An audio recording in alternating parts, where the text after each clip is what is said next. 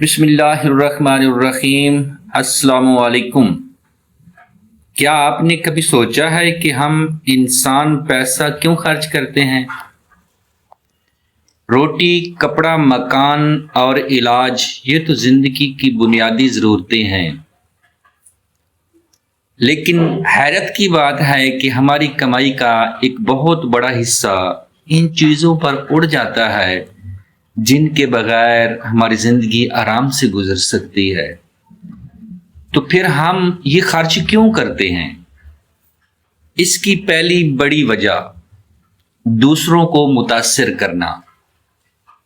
مہنگا ترین mobile, branded کپڑے یا عالی شان تقاریب، اکثر یہ ہماری ضرورت نہیں ہوتی، بلکہ ہمارے اندر کی یہ خواہش ہوتی ہے کہ دنیا ہمیں کامیاب اور امیر سمجھے۔ ہم دوسروں کی نظروں میں بڑا بننے کے لیے اپنی طاقت سے زیادہ خرچ کر دیتے ہیں۔ دوسری وجہ ہے ذہنی دباؤ یا سٹریس ختم کرنا۔ جب دل پریشان ہو یا موڈ خراب ہو تو ہم فوراً آؤٹنگ، شاپنگ یا ہوٹلنگ کا سہارا لیتے ہیں۔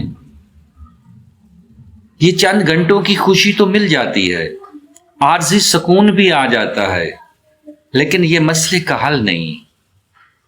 اور تیسری سب سے خطرناک وجہ، لوگ کیا کہیں گے۔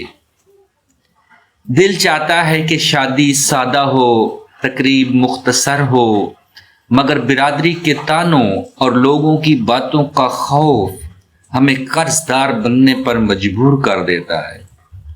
ہم ان لوگوں کو خوش کرنے کے لیے پیسہ بہاتے ہیں جن کو ہماری خوشی سے کوئی غرض نہیں ہوتی۔